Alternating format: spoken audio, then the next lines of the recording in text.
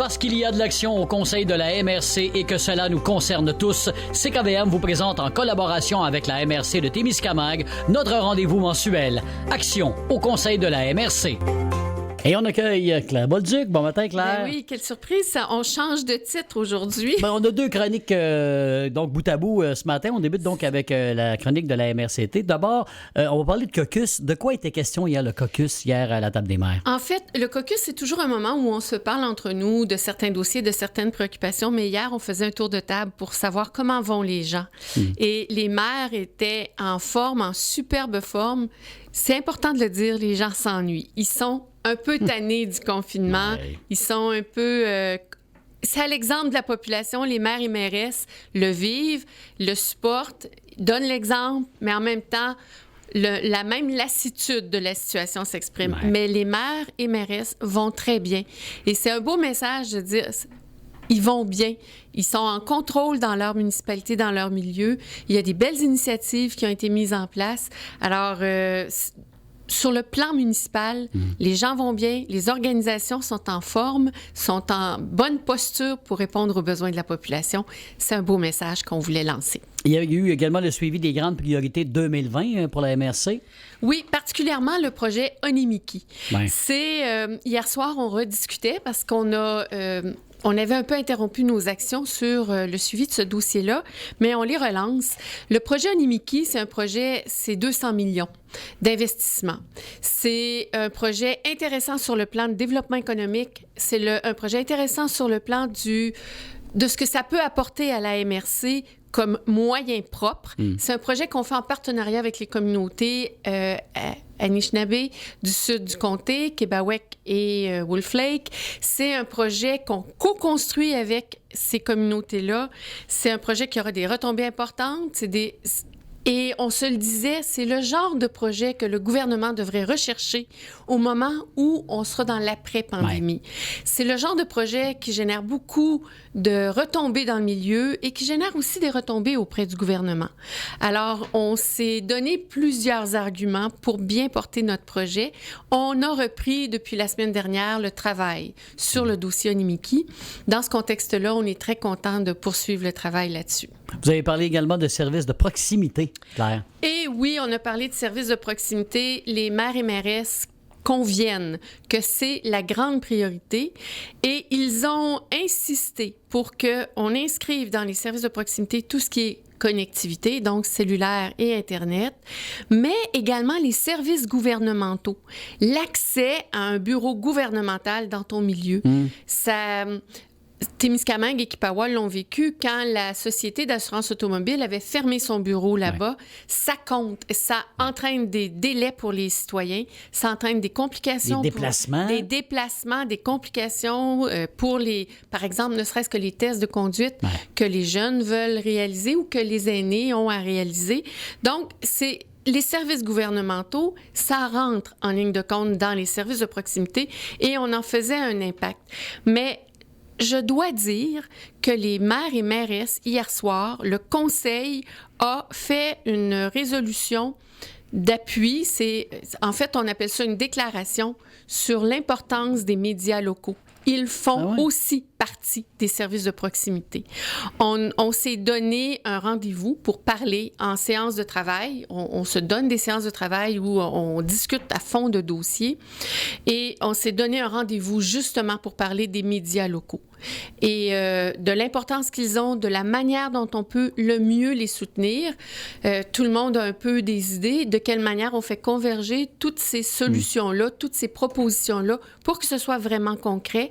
Mais hier soir, les maires et mairesses ont adopté une déclaration sur l'importance des médias locaux. On m'a demandé, puisque je serai en séance de comité permanent des finances demain avec le gouvernement fédéral, de signifier que dans des situations de pandémie, dans des situations de crise, les médias locaux sont extraordinairement précieux. On le dit, nous, sur les ondes, on l'a constaté et on me demande de porter ce message-là. Je n'aurai aucune difficulté à le faire. Je suis moi-même à la première enseigne pour pouvoir dire à quel point vous, les médias locaux, êtes précieux dans la vie d'un territoire comme le Témiscamingue. Vous avez parlé également de Fonds de développement des territoires. Oui, c'est notre FDT. Hier, on a pris la décision au Conseil d'accorder pour 192 917 $ d'aide à 8 projets sur le territoire du Témiscamingue. C'est quand même pas rien. Ouais. Alors, ça touche les municipalités de Rimini, ça touche la municipalité de Belle-Terre, de Laverle-Charanglier, ça touche la municipalité de La Force, Lorrainville, j'essaie de ne pas oublier Laniel. Oh boy, je vais en oublier quand même. Mais 8 municipalités, 8 très beaux projets. Ce sont des projets pour donner accès au territoire dans certains cas, pour offrir des services de proximité dans d'autres. C'est 192 000 $ de projets qu'on met en œuvre, qu'on accorde et qu'on met en œuvre en ce moment. Alors, c'est aussi une aide pour les milieux. C'est des services, dans plusieurs cas, des services pour les citoyens. Mais ce qui est important, c'est qu'il y a un deuxième appel de projet pour le Fonds de développement des territoires. Et ce deuxième appel de projet-là, les municipalités et organismes, ils avaient été avisés, ils ont jusqu'au 27 avril prochain pour déposer, c'est lundi prochain, 4 heures. Alors, vous avez jusqu'au 27 avril pour déposer une proposition. C'est intéressant de voir avec quelle énergie les gens réfléchissent comment ils peuvent améliorer la vie dans leur milieu. C'est vraiment... Il y a des beaux projets. Il y a des vrais beaux projets. Voilà. Ce sont des routes. C'est une serre, par exemple, pour améliorer le service d'un magasin général, c'est des marinas, c'est accès à un puits d'eau pour des touristes, c'est un ensemble d'idées qui améliorent la vie des citoyens. C'est vraiment... les municipalités sont très inventives. Donc, il y a eu beaucoup de choses de jaser hier à Table des maires. Oui, il y a eu de beaux projets de soumis, de présentés, tout à fait. On a fait le tour? On a fait le tour. Dans le fond, quand le conseil se réunit, c'est toujours pour prendre des décisions. La réunion du conseil, ça sert à rendre des décisions publiques et de les officialiser. Hier soir, c'était une réunion, ce qu'on appelle une réunion ordinaire. Il y avait un ordre du jour assez généreux, assez établi. Mais ce qui est important, c'est que toutes les affaires municipales suivent leur cours. Et ça, on le rappelle, pour le bénéfice des citoyens, tout ce qui est fonctionnement municipal actuellement, c'est à peu près constant selon les besoins des citoyens, selon les services auxquels ils sont habitués. Les services sont à peu près établis de façon constante. Il n'y a pas de rupture de service. Alors, les gens étaient contents de se parler hier soir. Ils sont en forme, ils sont d'attaque. Puis comme tout le monde, ils sont tannés d'être confinés. C'est normal. On comprend ça. Mais là, il va faire soleil, alors espérons que ça va améliorer le moral des troupes. Mais tout le monde est en forme et tout le monde est à l'œuvre. Voilà. Dans le but d'informer la population témiscamienne sur les différentes mesures prises dans le monde municipal pour s'adapter au contexte de pandémie du coronavirus COVID-19, voici Mme Claire Bolduc, préfète de la MRC de Témiscamingue. Alors, 2 émissions en une. Ben oui, il me semble que ça fait longtemps qu'on s'est vus. Hein? Tu pas ennuyé, non? Alors donc, le point sur le COVID-19 ce matin, où on en est rendu, Claire? Là? En fait, 3 points très courts ce matin, 3 suivis. Hier, en même temps qu'on a eu la rencontre du Conseil de la MRC, les maires ont convenu d'agir tous de la même manière pour l'ouverture des descentes de bateaux. Qu'ils soient dans les marinas ou qu'ils soient à l'extérieur des marinas, les maires vont rendre accessible quand les lacs seront dégelés, on comprend. C'est la même chose dans le sud du territoire. C'est la même chose à Kipawa. C'est la même chose ici à Ville-Marie. Mais quand les lacs vont être accessibles pour les utilisateurs des plans d'eau, les descentes à bateau seront disponibles et les maires et mairesses sont convenus de tout le monde agir de la même façon. En indiquant, ce sera indiqué clairement qu'on doit respecter les normes de distanciation sociale, 2 mètres, qu'on doit les respecter au moment de la mise à l'eau et dans l'embarcation. Ouais. On se fait un devoir de prévenir nos citoyens. Si jamais ils ne le respectaient pas et qu'ils étaient prévenus et qu'ils se faisaient mettre à l'amende pour ne pas avoir respecté la distanciation sociale, ce qui peut se produire, les maires et mairesses convenaient que c'est important que l'information et qu'on le rappelle dès la rampe de mise à l'eau que les gens sachent qu'ils doivent respecter les normes de distanciation sociale. Je vais te donner un exemple. Moi, je suis avec ma blonde, on reste ensemble, mais là, je vais à la pêche, là, écoute... vous êtes les deux, vous habitez ensemble. Deux, on habite ensemble, ne commencera pas à... Mais si vous êtes les deux dans le bateau et que vous avez deux copains qui n'habitent pas là, chez ça, c'est une autre affaire, là, alors par exemple. voilà. Mais toi et Martine, vous êtes dans votre embarcation. Ça, il n'y en a pas de problème. Non, il n'y en a pas de problème. Et c'était clair quand on a parlé à M. Dufour. On se souviendra que M. Dufour avait justement donné le point. Un parent avec son fils, sa fille qui va à la pêche, Ils sont déjà dans la maison ensemble. Ils sont déjà dans un même environnement. Alors, c'était pas... Et ça, c'est la démonstration à faire que tout le monde habite à la même adresse. Mais les maires et mairesses souhaitaient rappeler à la population qu'ils ont tous la même ouverture à cette situation-là. Ils ont tous la même attitude. Ils prennent tous le même enlignement, la même orientation. Cela dit, Carmen Côté, qui célébrait hier son anniversaire de naissance... Bonne fête, Carmen! Alors, bonne fête, chère Carmen, pour tes 54 ans.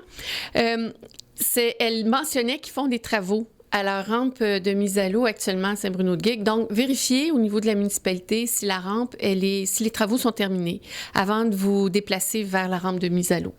Mais sinon, l'ensemble des maires et mairesses sont sur le même pied de départ, sur la même ligne de départ là-dessus. Autre élément, c'est un suivi par rapport à la discussion qu'on a eue hier. Émilie Lessard-Terrien a fait des suivis par rapport à l'ouverture des marchés publics. Elle a eu une discussion avec le ministre de l'Agriculture et elle m'a transmis hier soir tard, c'est arrivé à 7 heures hier soir, l'information à cet effet-là. Alors, les jardins publics et les kiosques, le ministre l'informe que les jardins publics et les kiosques à la ferme sont compris, sont inclus nommément dans le décret qui parle des épiceries et des commerces d'alimentation. Ils sont donc permis d'être ouverts en appliquant les exigences de la santé publique sur la distanciation sociale. En conséquence, et là, il y avait plusieurs questions sur comment on le fait, quelles sont les mesures à mettre en place, etc. Il y a des suivis qui vont être faits par le ministère de l'Agriculture, mais déjà, on nous indique que pour le respect des exigences, celles qui s'appliquent dans les épiceries actuellement pourraient être inspirantes.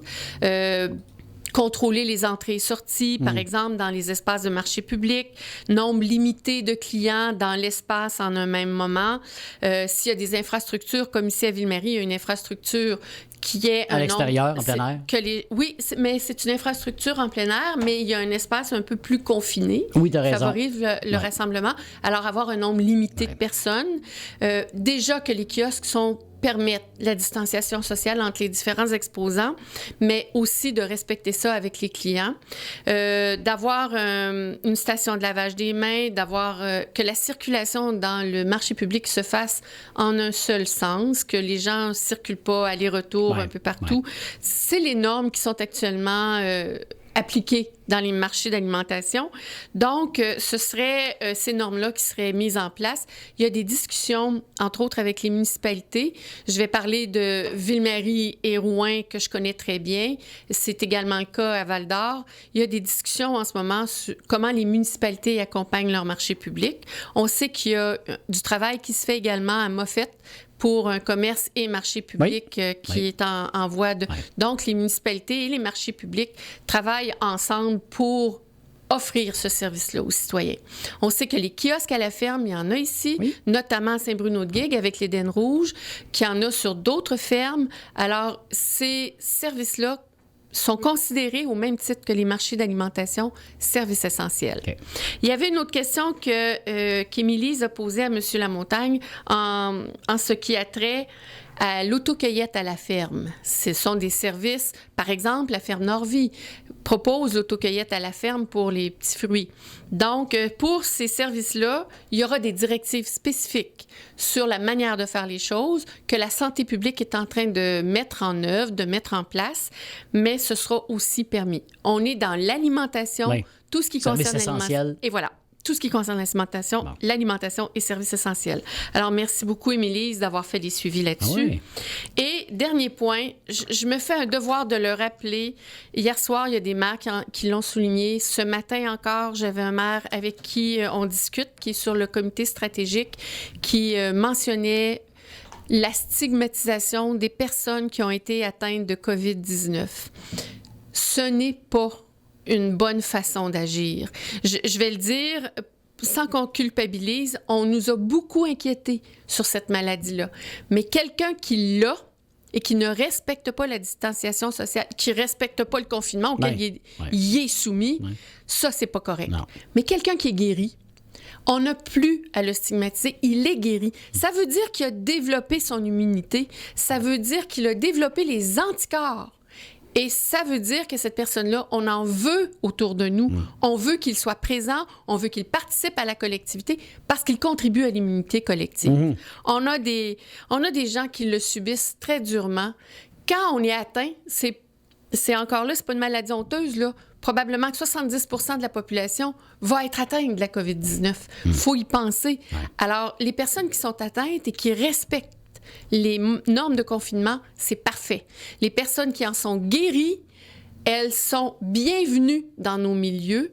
Elles sont très bienvenues parce qu'elles contribuent à l'immunité collective. Alors, merci de ne pas les stigmatiser, mais de les remercier aussi parce qu'elles, elles ont traversé la maladie et deux, elles contribuent à l'immunité collective. C'est malheureux. On est devant l'inconnu et on nous a beaucoup inquiétés sur la maladie. C'est malheureux que par accident ou par incidence, des personnes en subissent les contre-coups. Par ailleurs, c'est une grippe. C'est pas la lèpre, là. C'est ça. C'est pas la lèpre. On en guérit et on le sait qui sont les personnes les plus fragiles et pourquoi elles le sont. Alors, dans ce contexte-là, quand quelqu'un est guéri, merci de l'accueillir dans nos communautés. Merci beaucoup. Merci, Claire. Merci, Yves, et je vous souhaite une belle fin de journée ensoleillée. Bonne santé, tout le monde. À demain. À demain. Ça va bien aller, bye.